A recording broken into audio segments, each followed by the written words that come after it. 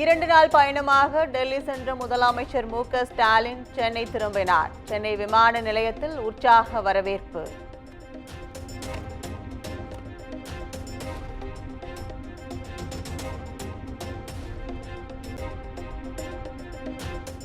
தமிழ்நாட்டின் கல்வி நிதி, மெட்ரோ நிதி, மீனவர்கள் பிரச்சினை ஆகிய 3 கோரிக்கைகளை பிரதமரிடம் முன்வைத்தேன். டெல்லியில் பிரதமர் மோடியுடனான சந்திப்பு குறித்து முதலமைச்சர் மு.க.ஸ்டாலின் பேட்டி.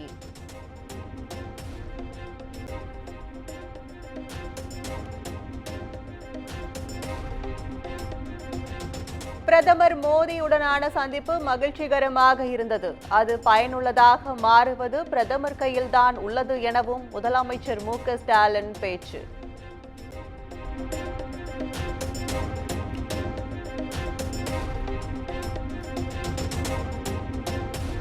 சென்னை திரும்பிய முதலமைச்சர் மு.க.ஸ்டாலினை விமான நிலையத்தில் நேரில் சந்தித்த செந்தில் பாலாஜி முதலமைச்சரின் காலில் விழுந்து ஆசி பெற்றார்.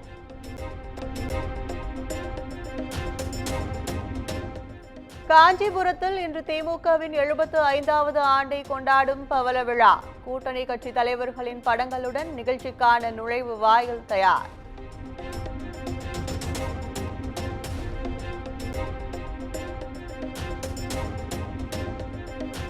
ராணிப்பேட்டை மாவட்டத்தில் 9,000 கோடி மதிப்பீட்டில் அமைய உள்ள டாடா நிறுவன தொழில் பூங்கா. முதலமைச்சர் மு.க.ஸ்டாலின் இன்று அடிக்கல் நாட்டி பணிகளை தொடங்கி வைக்கிறார்.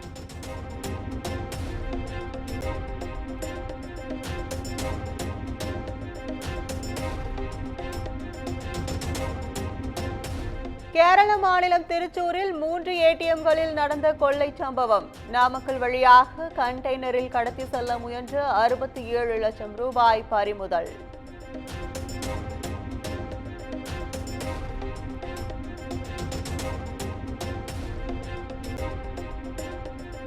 ஏடிஎம்களில் கொள்ளையடித்த ஹரியானா கும்பலை பிடிக்க முயன்ற தமிழக போலீசார் மீது துப்பாக்கிச் சூடு. போலீசார் நடத்திய பதில் தாக்குதலில் ஒருவர் உயிரிழந்த நிலையில் 6 பேர் கைது.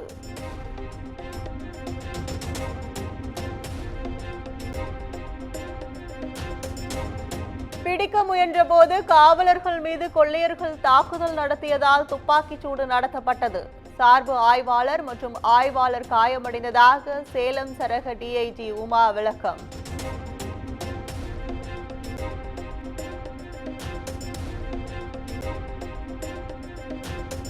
சென்னை அடுத்த போரூரில் கனமழை காரணமாக சாலைகளில் தேங்கிய மழைநீர். வீடுகளுக்குள் தண்ணீர் புகுந்ததால் தூக்கமின்றி தவித்த மக்கள்.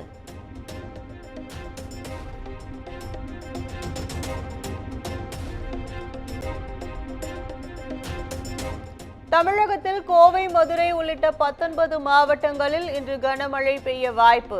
சென்னை வானிலை ஆய்வு மையம் தகவல்.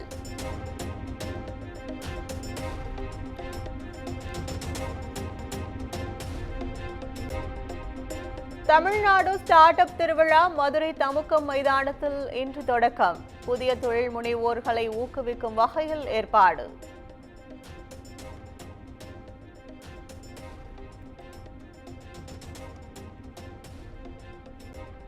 ஆந்திர முன்னாள் முதலமைச்சர் ஜெகன்மோகனின் திருப்பதி பயணம் ரத்து.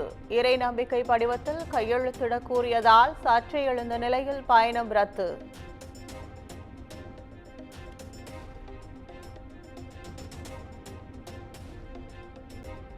முடா முறைகேடு வழக்கில் சித்தராமையா மனைவி, மைத்துனர் உள்ளிட்டோர் மீதும் வழக்கு பதிவு. 5 பிரிவுகளின் கீழ் வழக்கு பதிவு செய்து மைசூரு லோக் ஆயுக்தா போலீசார் நடவடிக்கை.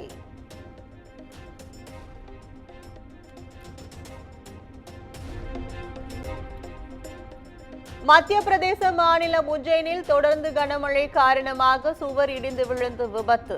இடிபாடுகளில் சிக்கி 2 உயிரிழந்த நிலையில் 3 பேர் படுகாயம்.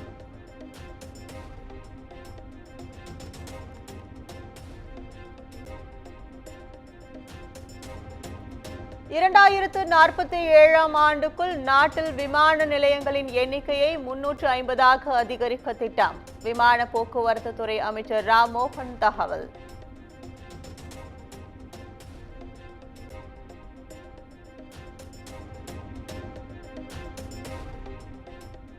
போலீஸ் பாதுகாப்புடன் விதிமீறலில் ஈடுபட்டு ரீல்ஸ் வீடியோ வெளியீடு. சர்ச்சையில் சிக்கிய ராஜஸ்தான் மாநில துணை முதலமைச்சரின் மகன். இந்தியா வங்கதேசம் இடையிலான இரண்டாவது டெஸ்ட் போட்டியின் முதல் நாள் ஆட்டம் மழையால் பாதிப்பு. இன்று நடைபெறும் இரண்டாவது நாள் ஆட்டத்திற்கு தயாராகும் வீரர்கள்.